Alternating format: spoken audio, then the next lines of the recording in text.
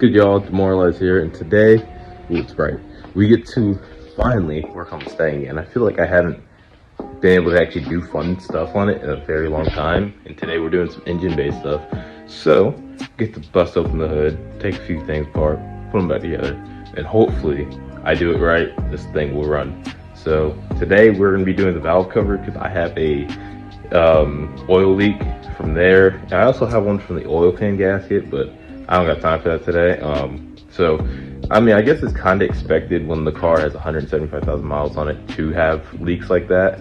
But the easiest one I could do was the valve cover, and I probably should have bought a catch can the same time I bought the valve cover, but I wasn't thinking at the time, so I just bought the valve cover, so I'm gonna do that.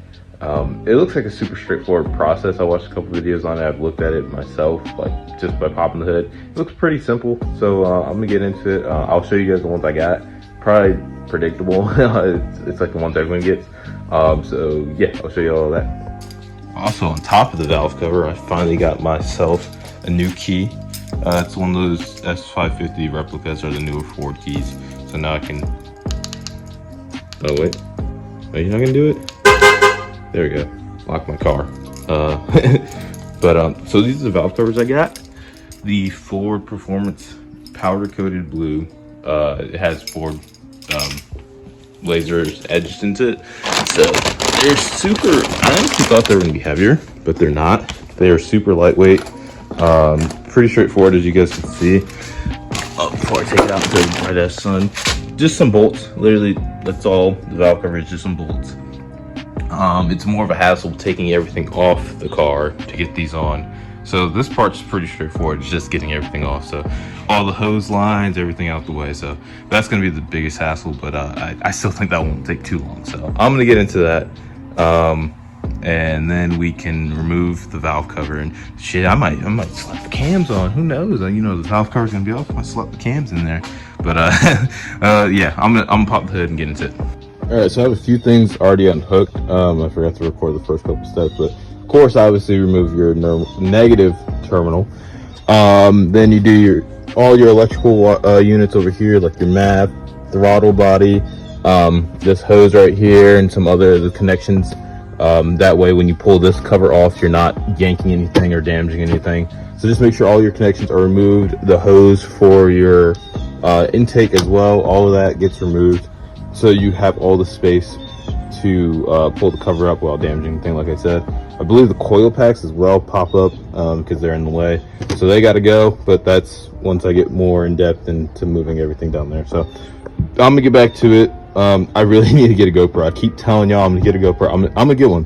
Black Friday, that is like my #1 priority. I'm gonna get a GoPro so I don't have to come back, do a few things, come back, show y'all what I did, all that. That way I can just keep it flowing, because I hate doing this whole thing where I have to go back and forth. But I'm gonna keep plugging away. I'm gonna get the intake off and all that, and then keep on chugging, I guess. All right, side one is completely done. Intake is off. All of these sensors are pulled back. Coil packs I have to still remove, but all the connections are basically pulled off. So what's next is, like I said, pull the coil packs off. Then I believe all I gotta do is break these bolts loose, and then I'm good to get the valve cover on. They say it takes like 2 hours. I've been at this for like maybe 30 minutes, and I took a quick break to talk to my pops. So this install really is not that hard. It's just a matter of taking everything off and remembering how it goes. So the second side is pretty much identical, besides the oil where you pour the oil in and a few different sensors. But yeah, it's pretty straightforward. So I'm gonna get this off and keep it moving. So I'm using a 5/16 with a little extension to get in there. But y'all can't tell me, the most satisfying thing isn't when you get that bolt, you just, oh wait, hold on, just break it loose. That is like the most satisfying part about all of this. But yeah, so basically all you're gonna do is go around to each of these bolts, break them loose, get them as loose as you possibly can, because I don't believe that they fully come out. I think they're like a part of the cover, so I think they come out when everything's loosened up and the seal is removed. So that's what we're gonna have to do.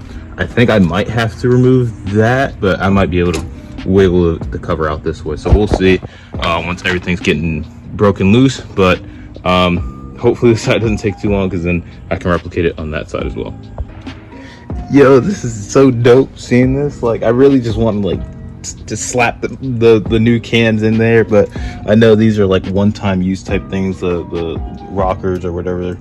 But so one note I will say, because the stock one was super stuck on there, you're probably gonna need a mallet and a little Phillips head or flathead, my bad, to kind of just get in there and pull it off.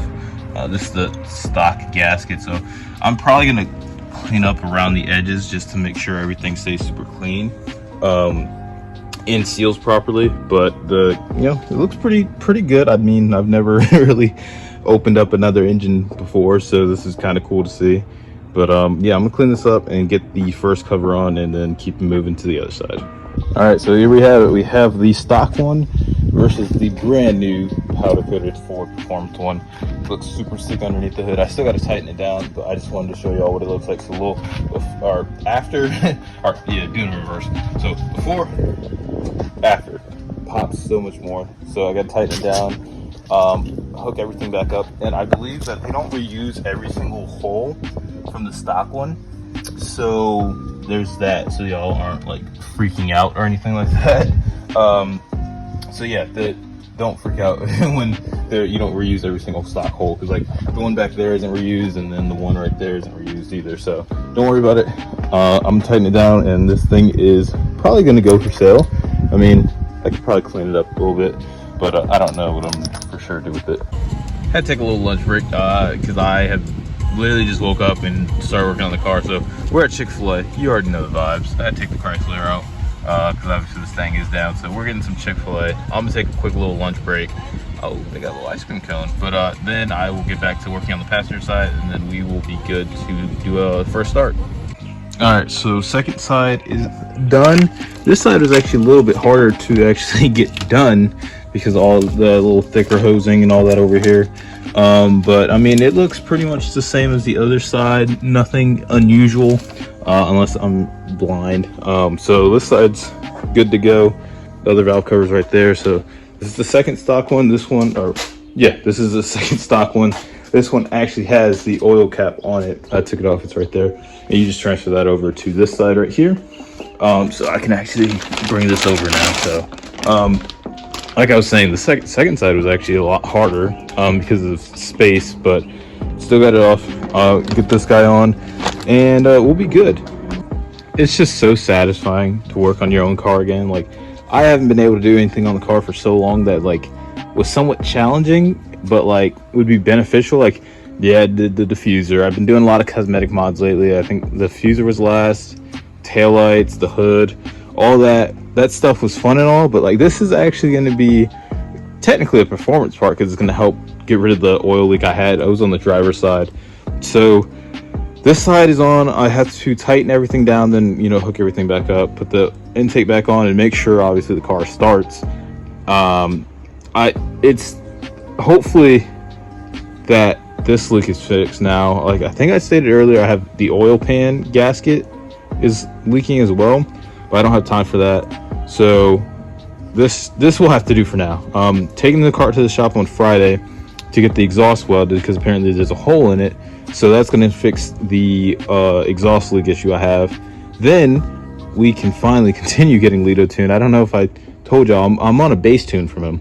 I've been on a base tune from him for like 2 months now, because I thought I had an exhaust leak. I literally went through the entire car, then decided to finally just pull the trigger and take it to the shop. So they figured out the issue for me. There's a hole in the exhaust, which is fine. I'm not tripping about. So that's gonna get fixed. Also, my belt needs to get replaced. It's starting to tick. It's starting to crack also, which is, I mean, 175,000 miles, typical. Stuff's gonna go out and get replaced. So that's getting fixed as well. So Friday is the day when I can start ripping on this car again and have fun. All right, everything is reassembled back together, and boy, does that look so much better than these stock valve covers. So obviously all that's left to do is make sure the car turns over, and we are good to go. All right, the car is all done. She's turned over first try. She's running good, so I mean, no lights, no nothing, so I didn't mess anything up luckily. take her on a little drive around the block. Hopefully there's no issues there, but I appreciate y'all tuning in. This is a longer video than normal, which is kind of cool, but I appreciate y'all tuning in. Be sure to like, comment,